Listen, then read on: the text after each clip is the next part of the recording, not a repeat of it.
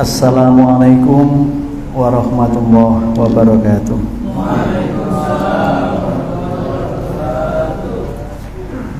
Alhamdulillah alladzi ba'atsa fil ummiyyin rasulan minhum yatlu 'alaihim ayatihi wa yuzakkihim wa yu'allimul kitaba wal hikmah wa in kanu min qablu lafi dhalalin mubin.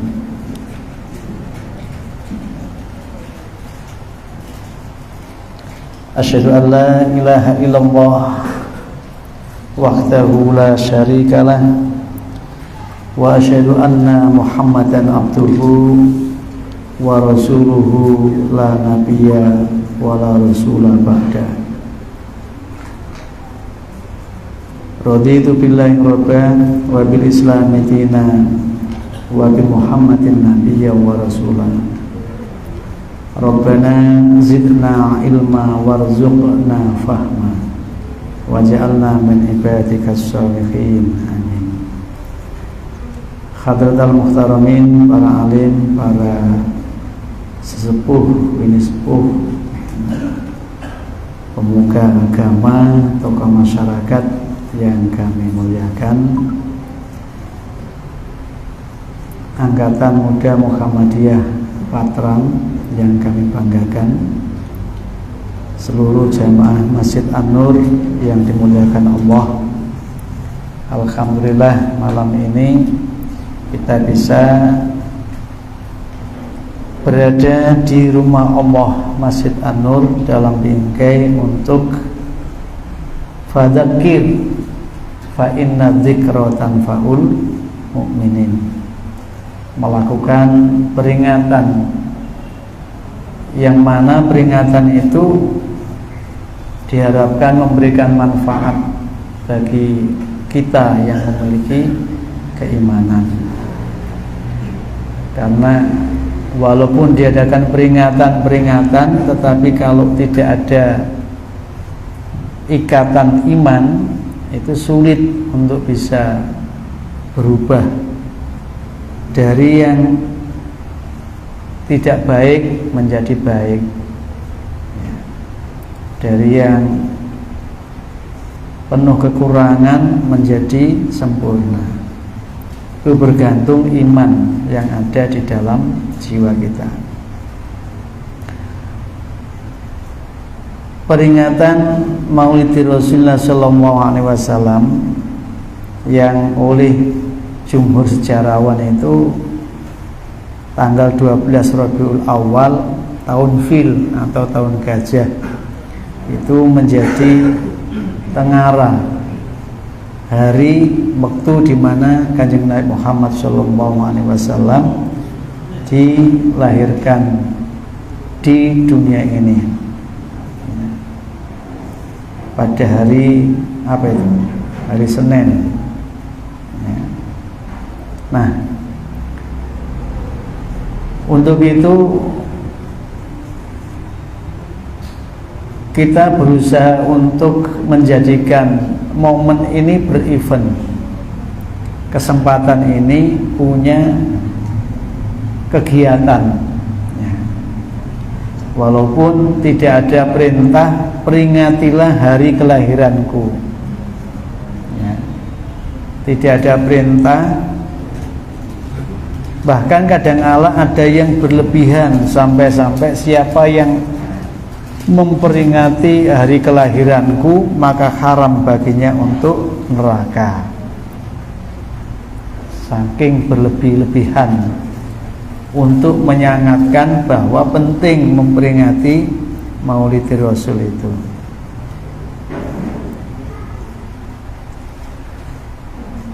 Tetapi sebenarnya kelahiran bukan berarti keluarnya sesuatu dari jalan yang biasa dilalui oleh sesuatu itu, kelahiran. Tetapi yang terpenting adalah pencerahan yang dibawa oleh beliau, yang kemudian menjadi pelita yang menerangi cara pandang, cara nalar cara pikir dan cara untuk merasa, merespon terhadap realita yang ada ini atau kehidupan ini, supaya menjadi wahana yang membahagiakan manusia, tidak hanya saat ini tapi juga saat kehidupan itu sudah lenyap. Tadi Pak Gofur nyebut mata kabur, rambut luntur, ya. Apalagi tadi itu, giginya gugur, pipi kulitnya kendur, ya.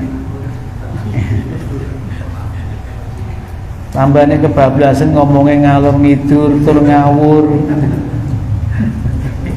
Kenapa? La ta'lamuna saya ba'da ilmi. Gak ero ing dalem apa sing diomongke sakwise biyen dhek pinter. Jadi itu yang disebut dengan haram, masa pikun.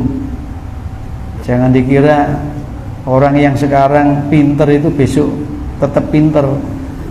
Begitu dicabut ilmunya jadi blow on. Terus blow on ini ngawur tadi itu. Nah, kehadiran beliau itu memang dibangkitkan oleh Allah untuk melakukan pencerahan dan pencerdasan kehidupan umat manusia ini, supaya tidak terbelenggu dalam kebodohan, tidak terbelenggu dalam aniaya diri sendiri. Mulai iri nang sampean wis dikai kotak ono anune, aku ditawani ora. Mulai iri, gorokannya batuk, mulai iri dia. Alami. Oke. Ya.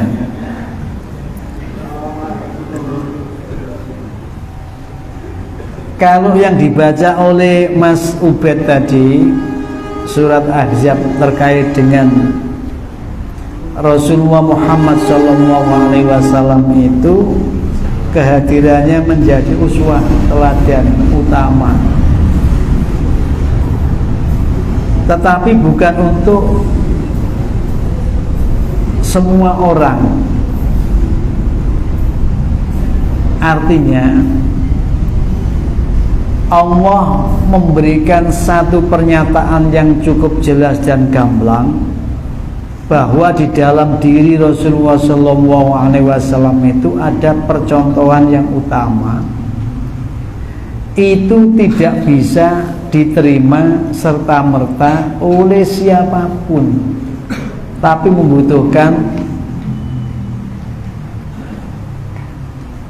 membutuhkan kesadaran bagi mereka yang mengharapkan Allah, bagi mereka yang mengharapkan kehidupan akhirat, dan bagi mereka yang punya zikir yang banyak dengan Allah. Jadi ada 3 piranti. Jadi kalau misal ada orang mengatakan Muhammad utusan Allah itu teladan utama, itu bagi siapa? Karena itu kalau di sini ditulis apa ini? Jejak Nabi Muhammad sebagai solusi, menjadi solusi umat. Itu harus dimulai dengan ngajinya itu surat Al-Qalam. Ya. Saya ajak jenengan untuk sedikit punya pola pikir yang terbalik. Kalau tadi Kanjeng Nabi Muhammad itu uswah hasanah bagi mereka yang mengharap Allah, mereka yang mengharap hari akhir, dan mereka yang selalu hatinya banyak berzikir dengan Allah dan hari akhir. Berarti kalau itu dibalik atau diluaskan, menjadi tidak baik bagi mereka yang selain berkarakter 3 ini. Yuk kita lihat di surat Al-Qalam. Jangan bisa lihat anak-anak muda. Ya, ditelok. Aku ben gak maca sing nek Mas Ubed tadi itu. Ya, tulis biasa. Tak carikan yang lain supaya jejak Nabi itu bisa jadi solusi. Minimal solusinya awak dewi. Di dalam surat Al-Qalam ini Allah bersumpah nun wal qalami wa ma yasturun. Iki ayat yang dipakai slogan mutu oleh Angkatan Muda Muhammadiyah, utamanya IPM, Ikatan Pelajar Muhammadiyah. Nun wal qalami wa ma yasturun. Ada 3 konteks yang di dalam ayat ini Allah beritahukan, demi nun dan demi pena dan demi apa aja yang mereka menulis atau menorehkan.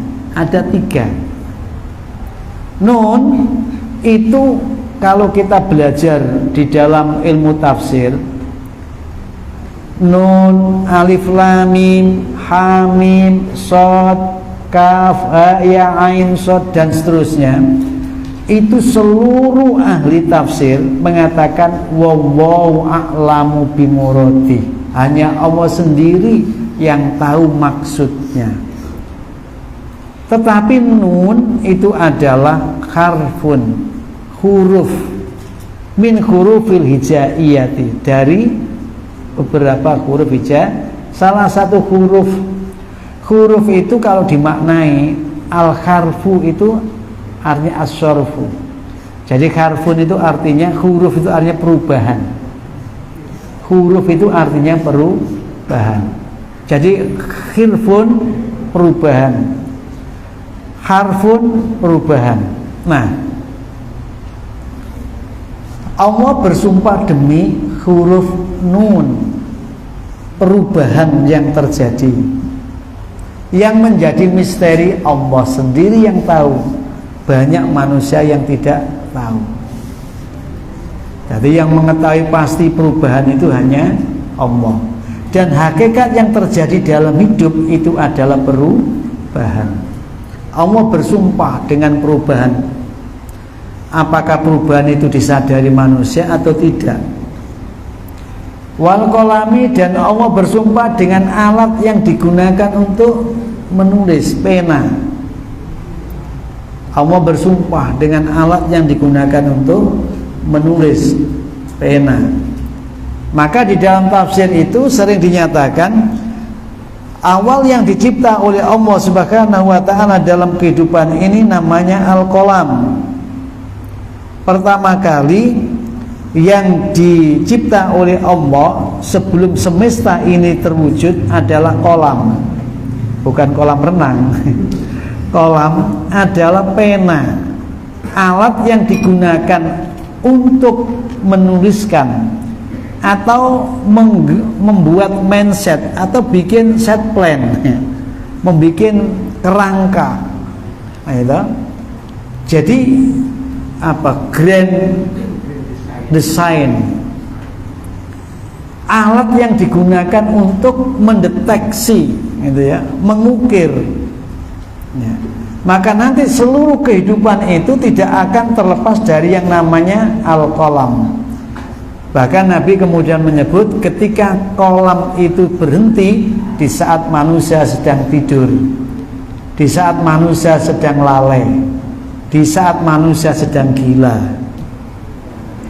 Jadi kolamnya itu tidak fungsi, tidak merekam terhadap keadaan orang yang 3 itu. Mulane pengen gak direkam perbuatane, ya dadi 1 dari 3 keadaan tadi. Siji turu gak tangi-tangi, ya. Loro wali gak eling-eling. Nomor 3 gendeng gak waras. Pilih 1 dari 3 keadaan yang membuatmu terbebas dari al-qalam. Wa ma yasturun, dan apa yang mereka lukis. Wa ma yasturun, dan apa yang mereka tuliskan. Karya-karya yang dilakukan atau yang berjalan dalam kehidupan ini itu juga digunakan oleh Allah untuk bersumpah. Allah bersumpah dengan apa yang sudah dituliskan oleh mereka yang menulis-nulis itu. Lalu kalau di tafsirnya itu dimulai dari malaikat yang menulis-nulis itu. Tapi semua makhluk pada hakikatnya mempunyai jejak, ya, mempunyai jejak rekam, jejak kehadirannya dan jejak kepergiannya, ya. Jadi ada jejaknya. Mayasturun, apa yang tertoreh, ya, apa yang tertulis. Jadi misalkan Pak Sis itu nanti enek ning kene, jejaknya ada. Apa yang menjadi jejak itu? Mayasturun, apa yang ia tulis. Makanya kalau di Quran ada Iqra bismi rabbikal ladzi khalaq itu, Iqra itu untuk mengerti. Tetapi tulisan itu untuk dimengerti. Jadi makanya ada zaman sejarah dan zaman prasejarah. Di zaman prasejarah itu manusia tidak bisa mengetahui sebelum dia ada. Kenapa? Karena apa yang terjadi tidak terekam, tidak tertuliskan, tidak tertorehkan, ya. Maka Islam sebenarnya dari sini memberikan satu petunjuk bahwa pentingnya penulisan itu di sini, ya. Jadi kalau Pak Sis ini sering ngaji misalkan, apa buktinya? Bukunya itu ada tulisannya. Mengaji di sini tanggal sekian bersama Ustadz ini, intinya ini. Begitu Pak Sis nggak ada, buku ini akan bercerita. Buku ini menjadi bukti otentik, ya, bahwa beliau adalah penggemar ngaji. Neng kene jam sakmene ngaji, neng gone Al-Ikhwan jam sakmene ngaji, nok gone ngaji terus. Pokoknya sedina sampai ping 5 misalkan di forum-forum pengajian. Apa buktinya? Bukunya yang berbicara. Mayasturun, apa yang mereka tuliskan, bukan cerita orang lain. Bukti yang paling otentik ada tulisannya sendiri. Karena itu ini mestinya ya dijadikan ibro bagi kita semua. Yang saya maksud, ketika kita mau membuktikan bahwa Nabi Muhammad itu uswatun hasanah, tidak bagi semua manusia ini. Ma anta binikmati rabbika bimajnun. Ayat yang kedua, Allah itu membentengi kanjeng Nabi supaya tidak goyah di dalam meyakini bahwa dirinya itu orang pilihan, orang hebat, orang yang akan dijadikan sebagai pioner perubahan, inspirator perubahan semesta. Gak tanggung-tanggung sampai sumpah dengan 3 hal tadi itu. Perubahan huruf, kemudian kolam yang akan mencatat mulai dari adanya kehidupan sampai hilangnya kehidupan, dan apa saja yang dituliskan oleh yang hidup di dalam rentang waktu itu. Yang ingin Allah sampaikan, ma anta binikmati rabbika bimajnun, tidaklah engkau dengan nikmat yang diberikan Tuhan engkau menjadi orang yang gila.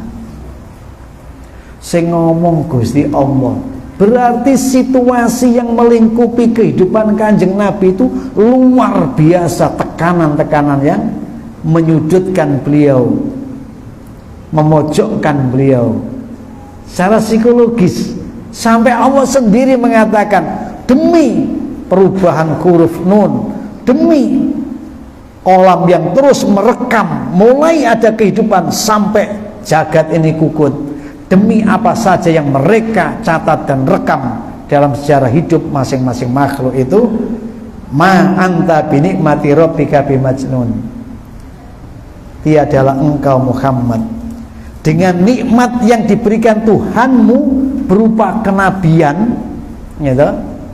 Berupa kenabian itu kamu menjadi gila. Hati-hati. Wong gak ngerti apa-apa didadekno terus pinter serba weruh. Wah, bahaya ini.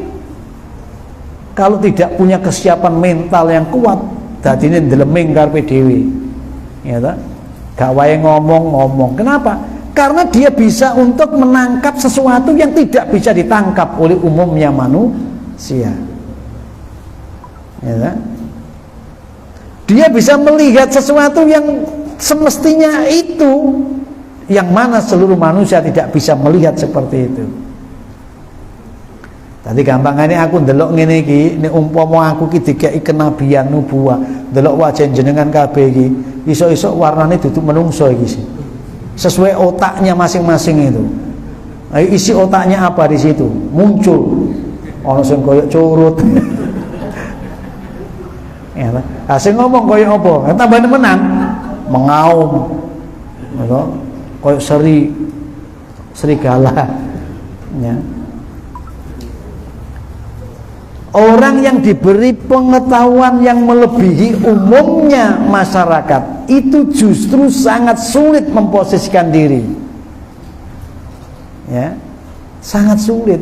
Apalagi terus stigmanya menjadi gila. Engkau Muhammad dengan nikmat yang Allah berikan kepada engkau berupa kenabian, ya kan? Berupa kenabian itu tidaklah membuatmu terjatuh di dalam golongan orang yang gila seperti yang dituduhkan oleh masyarakatmu. Nah, sih nek watu tambah iki berarti dikongkon nikmati dulu. Saya nggih. Enake dadi ustad dadakan ngene iki. Alhamdulillah. Wis ngerti iki, ora dikeki legi blas. Ngerti nek aku wis manis. Lalu ada lagunya yang hitam manis. Pandang tak jemu, silakan lihat saya. Maka kamu gak akan jemu.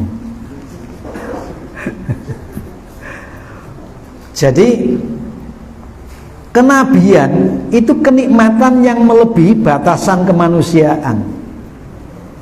Maka kalau itu ditakar dalam sosiologi akan dianggap sebagai orang yang gila. Loh, nek kuwabe wong ku nyebut orang itu gila, kira-kira gendeng apa ora wong iki ya? Nek Pak Gofur misalkan ya, ketemu arek cilik disebut gendeng, ketemu sing rada enom gendeng, ketemu sing tua gendeng. Banjur seluruh mengatakan Pak Gofur itu gendeng. Kira-kira no omah darane gendeng, no njaba darane gendeng. Kira-kira stigma ini berdampak enggak ke psikologinya? Pasti berdampak. Pasti berdampak. Maka ketika orang-orang kafir, orang-orang Quraisy melihat nubuah, kenabian yang ada pada diri Muhammad, ini berubah menjadi pandangan yang, loh, nek ngono Muhammad itu wis gendeng, padahal cilikane api arek iki. Cilikane api arek iki. Barang wis rabi kok ngalih gendeng. Sik. Pak Gofur biyen niku remajane api, barang wis rabi kok.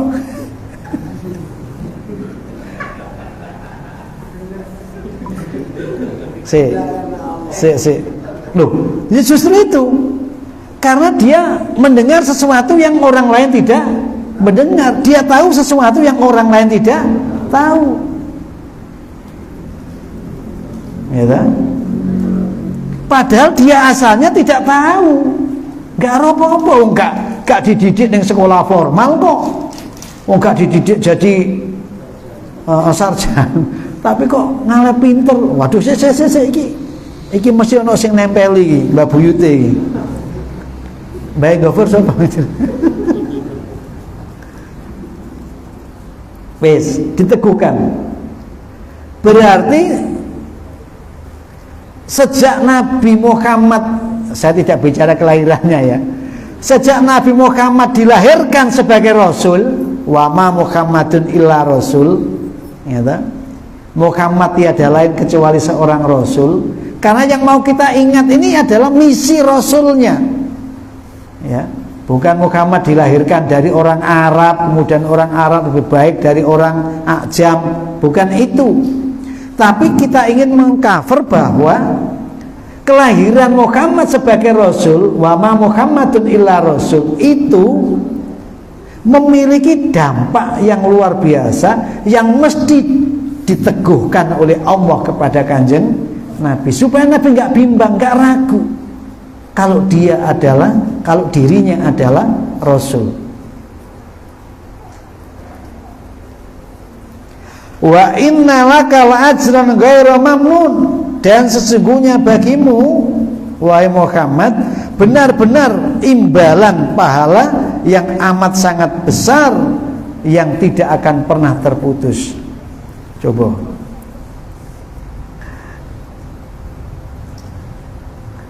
Jadi kalau kita itu mengalami kondisi mental yang gamang, yang galau, wis disupport temen, awakmu ki bener, awakmu nggak salah, awakmu nggak keliru, memang awakmu dipilih.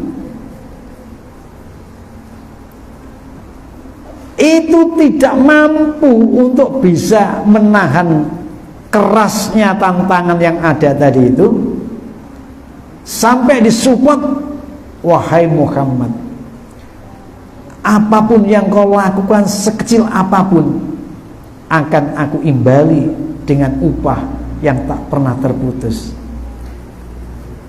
Ayo, tetap melangkah, ya, tetap melangkah. Tantangannya memang berat, tapi kau harus melangkah. Wa innaka la'ala khuluqin azim, dan sesungguhnya, ya, sungguh pada dirimu itu ada akhlak yang agung. Nah ini akhlak yang agung. Kalau itu berbicara kepada Kanjeng Nabi, yaitu akhlak yang melekat kepada Nabi. Tapi kalau kita sekarang mengatakan akhlak Nabi yang agung itu dinin azimin, sungguh Muhammad engkau berada di agama yang agung. Inna dina indallahil Islam. Jadi bicara jejak Nabi Muhammad menjadi solusi umat, yaitu pemecahan masalah umat, itu bukan bicara mengagulkan bahwa Muhammad diberi mukjizat yang kemudian dirinya bisa memberi syafaat. Dengan syafaatnya itu semua umat yang maksiat sepanjang mau bersolawat, dia tetap akan mendapat. TKB ya, kayak Pak Gofur tadi itu.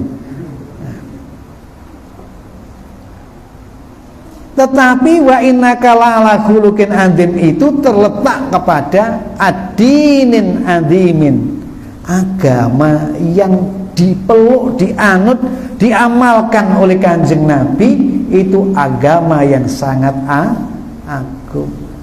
Makanya al-Islamu ya'lu wa la yu'la alaih. Islam itu agama yang tinggi dan tidak ada yang menandingi. Maka jika engkau kangen, jika engkau memang rindu keagungan akhlak Kanjeng Nabi itu, beradalah di dalam agama dengan tegak dan benar. Agama yang dibawa beliau itu. Maka ketika Aisyah ditanya, gimana akhlak Nabi? Adalah akhlak Nabi Quran. Akhlak Kanjeng Nabi itu Al-Quran. Kita baca Quran mulai Bismillahirrahmanirrahim sampai dengan minal jinnati wan nas. Mulai dari Bismillahirrahmanirrahim Al-Fatihah sampai dengan ujung surat An-Nas. Itu ketika kita pelajari, ketika kita pahami, semua berisi solusi atas problem yang dihadapi oleh umat manusia. Makanya nanti dicari dari mana, problem apa saja. Ya tak? Wa innaka la'ala khuluqin adzim. Tapi sekali lagi, kondisi yang seperti itu membuat Rasulullah SAW tetap harus berhegemoni dengan realita. Ya. Apalagi kenyataannya Kanjeng Nabi itu dilahirkan seperti dalam surat Ad-Duha. Wadduha wal-laili idza saja. Demi waktu duha dan demi waktu malam yang terus merayap menjadi gelap gulita. Ma wadda'aka rabbuka wa ma qala. Hai Muhammad, ketika engkau berhadapan dengan umatmu yang seperti itu, di mana kamu itu kemudian diposisikan sebagai yang gila, kamu diposisikan sebagai yang gila karena keagungan akhlak yang ada padamu, karena agama yang kau tegakkan dengan baik dan benar itu, kau dianggap sebagai orang yang gila oleh mereka semua. Ma wadda'aka rabbuka wa ma qala. Sekali-sekali kau tidak pernah ditinggalkan dan tidak dibiarkan sendiri menjalani hidup ini oleh Tuhanmu. Tuhan yang mengatur. Kok ngaleng ini tuh ya? Tuhan yang mengatur hidupmu itu tidak pernah mengabaikanmu dan tidak pernah menjeda waktunya untuk mengawasimu. Kau selalu berada dalam pantauan pengawasannya. Ya, gak usah bersedih, gak usah susah. Ya, biarlah kafilah menggonggong anjing. Kewalik ya. Biarlah anjing menggonggong, kafilah tetap berlalu. Apa diwali? Soalnya ini kan bicara mengenai kegilaan. Muhammad dianggap gila oleh masyarakatnya, padahal masyarakat itu yang gila. Gue tak terusnya ini surat Al-Qalam tadi. Ini saya ambil ya. Apalagi Kanjeng Nabi itu didapati oleh Allah dalam keadaan yatiman. Alam yajidka yatiman. Bukankah aku dapati kamu sebagai yatim? Fa'awa. Maka dia Allah itu yang kemudian melindungi. Wa wajadaka dhallan fahada. Dia mendapatimu dalam keadaan sesat. Loh, kalau melihat konteks bahasa itu kan berarti Kanjeng Nabi pernah dalam keadaan sesat. Nah, yang ngomong ini dianggap menista agama. Enggak, ayat ini bercerita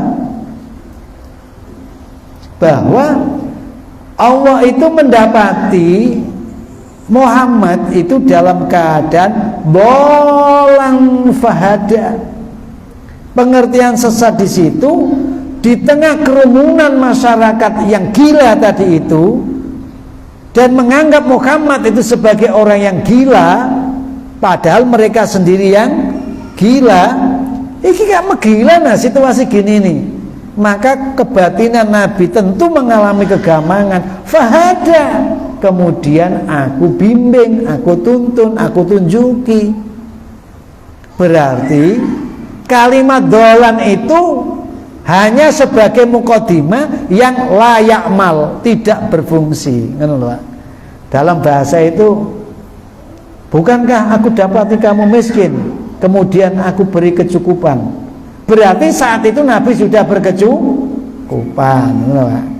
Saat durunge jadi Nabi, boleh jadi dalam keadaan melarat. Saat durunge jadi Nabi, boleh jadi dalam keadaan sesat. Tetapi maknanya adalah fahadanya itu yang jadi titik tekannya. Nah, kondisi objektif sosio fisikal Nabi yang seperti itu tentu sangat rentan dengan kondisi objektif masyarakat yang selalu melakukan teror tadi itu dengan menuduh bahwa Muhammad adalah orang yang gila. Nah, saya maksud, lah nek Kanjeng Nabi Muhammad sing duwe akhlak agama apik ae dianggap wong gendeng, bagaimana dengan kita pengikutnya? Ayo, sing koyok kadangkala koyok Nabi, kadangkala koyok pamane Nabi, ya gak jelas coraknya. Ayo, ya. Dianggap oleh siapa? Oleh orang kafir saat ini, ya tak? Mula sampeyan dianggap wong gendeng ya gak usah nesu. Wong Nabi muai dianggap gendeng, gak usah nesu. Tapi tugasmu bukan untuk menjawab itu, tugasmu tetap menegakkan agama yang menjadi alternatif tadi loh. Kenapa? Karena agama yang disampaikan oleh Kanjeng Nabi ini agama yang sesuai fitrah manusia. Jadi menungso itu dikasih fitrah oleh Allah. Misalkan manusia itu pasti senang untuk punya harta, menjadi orang kaya itu pasti senang menungso itu. Maka kemudian agama kita mengajari bagaimana supaya mendapat kekayaan itu dengan baik dan benar. Ikmalu ala makanatikum, nyambut gawe sing jelas, bekerjalah sesuai dengan keahlianmu. Ya. Nek kowe iki jane senengane gambar, ya apa carane teko gambar iki awakmu duwe penghasilan. Awakmu senengane begejekan, ya apa dengan begejekan itu kamu bisa dapat penghasilan. Kenapa? Karena Allah perintahkan berbuat, berkarya, beramallah kamu seperti apa yang kamu punya. Ya, ikmalu ala makanatikum, kemampuan kamu. Sing iki kiroah apik, suarane enak, kembangkan itu jadi sumber untuk kehidupan kamu berkecukupan, ya toh. Sing isone mung turu wae, ya turu terus, kan gak ada pengeluaran sama sekali ya. Angger ngelilir turu maneh ngono wae kan. Karena itu kemalasan tidak dibenarkan di dalam agama kita. Saya teruskan dikit, bahwa ketika Allah memberitahukan Kanjeng Nabi Muhammad itu pasti akan berhadapan dengan ini loh, revolusi akhlak, ya. Karena mengubah tatanan yang sudah mendarah daging. Kejahatan dianggap kebaikan, kebatilan dianggap kebenaran, dan yang benar, yang baik dianggap yang salah, yang jubah, yang buruk. Semakin baik orang mengikuti apa yang Nabi lakukan, dicap semakin gendeng, semakin wedan ini, ya. Padahal itulah hegemoni sosial tadi itu. Maka Allah menyebutkan fasatubsiru wa yubsirun. Tenang Muhammad, pada saatnya nanti kamu akan menyaksikan, demikian pula mereka yang kafir itu akan melihat apa? Kebenaran ajaranmu, kebenaran pilihanmu, kebenaran agamamu, kebenaran akhlakmu itu. Nanti manusia-manusia yang saat ini menganggap kamu gila baru akan menyadari ketika berada di puncak kehancurannya bahwa apa yang kamu lakukan itu yang benar. Dan apa yang mereka pilih dan elu-elukan itu adalah kejahatan. Tunggu saatnya sampai kau menjadi saksi dan mereka juga menjadi saksi. Dadi sampean saiki dinyek karo wong kafir, dinyek karo wong musyrik, dinyek karo munafik, iku deloken wong Islam itu kere kabeh. Mangane kaya kerikku. Misalkan, ndak usah loro hati. Kenapa? Karena hidup kita itu tidak bergantung pada kenikmatan materi saja. Ya, bahkan ketika tambah tua mau moksa, tambah tua mau pindah migrasi ke Balikpapan, Pak Gubernur nggak mau menyebut tadi itu, Pak. Itu yang paling bagus, semua urusan duniawiatnya sudah clear, tidak punya tanggungan utang dan juga tidak punya tanggungan harta yang masih akan dilatus alunna, dipertanyakan nanti. Ya, clear. Tapi apa tentu ngono kuwi? Kenapa? Karena saya gendeng. Orang yang nggak cinta dunia untuk ukuran sekarang ini itu dianggap gendeng.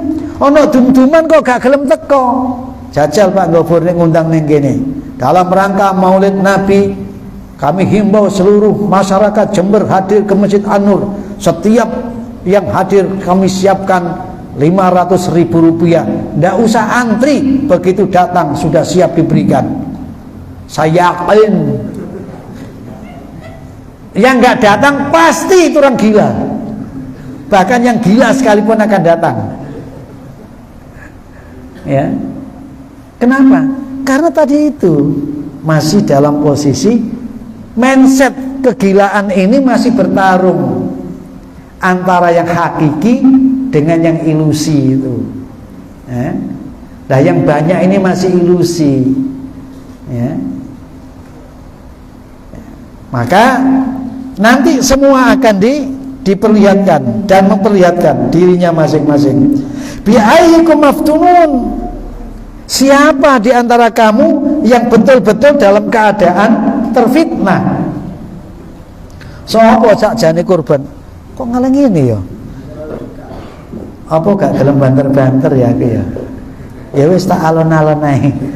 Alon-alon ya mene ya kesirep reh. Wong aku wis ngototi kaya ngene kadang kala wis siat siut. Siut Balikpapan. Siut Anur.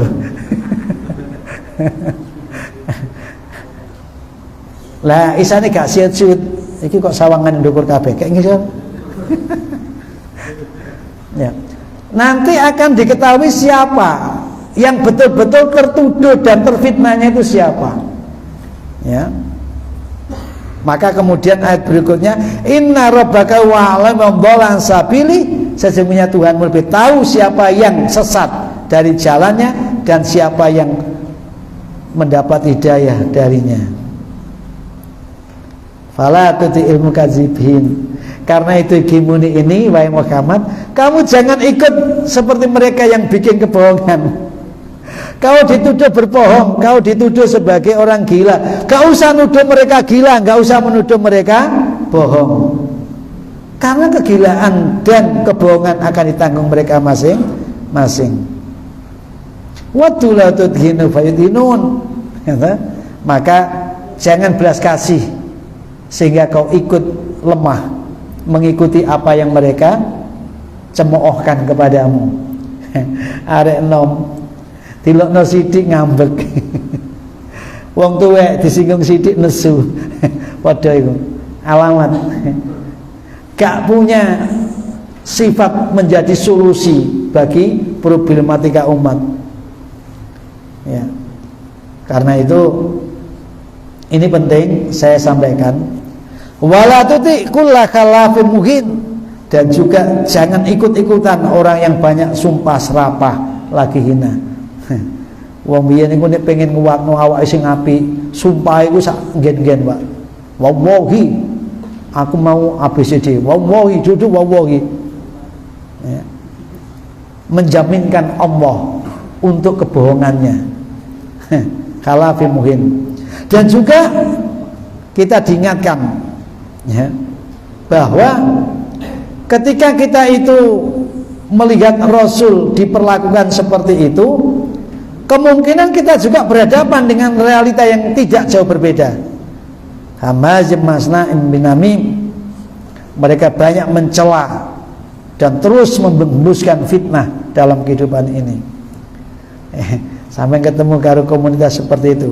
Mana'il khairi mu'tadin asim. Wah, pelite rairam, medite rairam. Nekku, nekmu. Pokok anggar kena diadai dikomulih. Ora peduli iku aspale rakyat cilik-cilik oke. Komulih kabeh. Melampaui batas. Ya. Sampai dengan utulin ba'da dzalika zanim, mereka yang perilakunya kasar dan kemudian kejahatannya sangat nyata.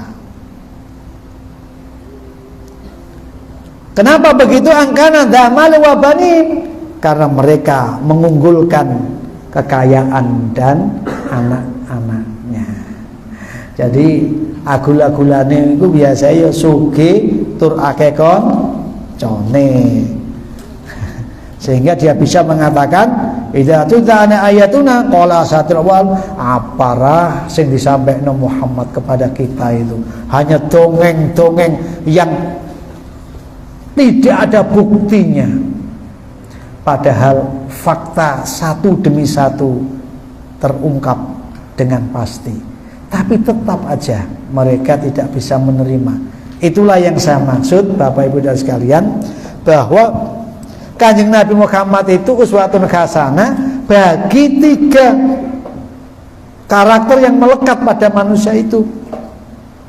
Bagi yang tidak punya spirit 3 itu tadi, boleh jadi menjadi musuh. Yang tadi menyebutkan kita menyebut khuluqun adzim, sana nyebut majnun.